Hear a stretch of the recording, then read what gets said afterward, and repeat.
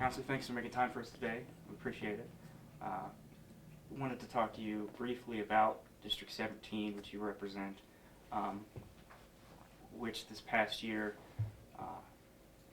had the unfortunate distinction of leading the city in homicides, 34 in all. Now that district encompasses parts of what we would describe as the Near Eastside and parts of Martindale, Brightwood. It encompasses all of Martindale, Brightwood, only part of the Near Eastside. Sure.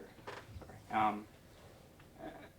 After that, the year of violence and the year representing it, do you have a sense of, are there issues that are unique to that neighborhood?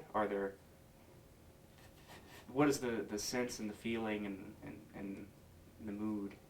Well, I think the first thing that it's important to note that changing the trajectory for crime in a city is not something you can do on a dime. It's like trying to maneuver a major ocean liner. It has to be a process that takes time to turn the direction around. That being said, I think there are conditions that are prevalent in the area that may lend itself to a higher crime rate, violence being one of those things. So we've got definite income issues, economic viability in the area. Those are all things that we're trying to address as much as we can as a city, trying to partner with community organizations and address those economic conditions too. Sure.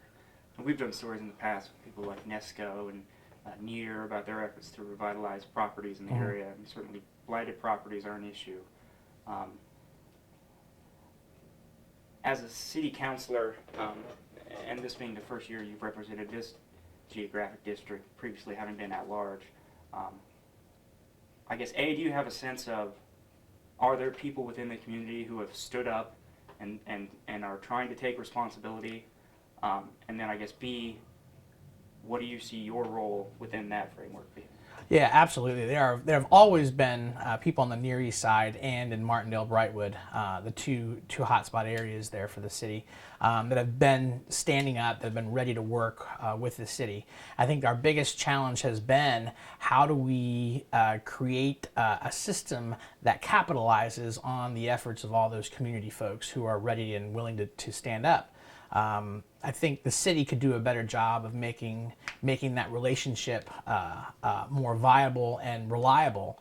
Oftentimes, when a resident is being vigilant, making calls, watching out for their neighbors, the response from the city isn't always in a timely manner, especially when we're talking about quality of life issues, which I think is going to be one of the major things that we've got to address, especially in this area, not just with abandoned housing, but things all the way down to noise ordinance violations. We've got a lot of conditions that are lending itself to create communities of disorder. And when communities are in disarray and disorder, criminal elements seek those communities out to set up shop. And I think the larger the likelihood that you have a community disorder, you're going to find that crime will gravitate to those areas.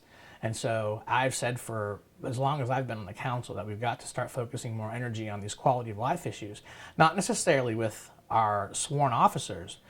Some of these violations are things that we could send code enforcement or Department of Business and Neighborhood Services out to address, like the noise ordinance violations. Those are things that they could do. Yesterday, some of the leaders of the 10-Point Coalition talked about, they didn't specifically address the city council, but they talked about the city allocating more money for crime prevention grants. And this year, as we learned, is the first time that those dollars have increased since 2011. But I think it is kind of an interesting point, because we often see on TV the chief of police or the district commanders talking about these issues. Are there roles, more visible roles, that you as a counselor or other members of the councilors could or should take as, leading the community? Because when you think of the west side and the Unway area, perhaps, there's Reverend Harrison and the 10-Point folks. It seems at times we ask ourselves, who's standing up for the Near East Side? Who is representing the Near East Side? And clearly there are these organizations working, but who is the face? Well, I think that's one of the interesting things about the Near East Side and about Martindale Brightwood is that our communities are so diverse. I don't think we have one single person, but the nice thing about it is that we all do work together in a collaborative way. You can probably get the same response you're going to get from one group as you would from another because we do work together so closely on the Near East Side.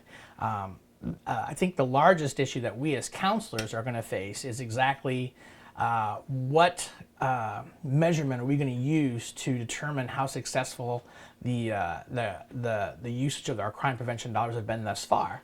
So I've been one who has been a big supporter of diversifying how we spend those crime prevention dollars to at least encompass a greater percentage of programming that actually prevents crime.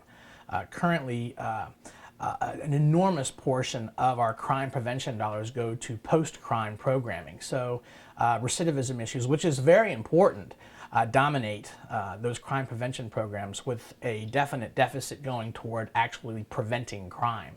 And I would like to see us diversify that a little more to spend at least half of our crime prevention dollars actually preventing crime. I think that we would see a great impact on that. Two more questions. First off, this coming year, obviously coming off, again, the deadliest year in history, recorded history as far as we know, do you have, as a resident of the Near East Side and as the counselor for the Near East Side, are there initiatives that you hope to undertake, if they're, I don't know, if they're town hall meetings or just talking to people to, start tackling some of these intransigent issues? Yeah, absolutely. We've already begun to begin what we're calling a community response, a series of conversations that the neighborhood residents are going to have amongst ourselves about what the community can do to step up to address the root causes of violence in our neighborhoods. Education being one of them, employment, economic opportunity. Youth employment is going to be a big thing, I think, for me as a city councilor to want to address in the coming year. But these are all conversations that we're going to have in the 2017 year to see what the community can do. Now, crime is one of those issues that is too big for any one person or entity to deal with. We can't rely on the city to just police our way out of the crime. A community has to step up and has to be part of that solution. And the city has to be available and willing to collaborate with the residents. I think if we really get that cooperation and collaboration going between the city and the residents, I think we'll see a drastic reduction in crime and violence in our city. Sure.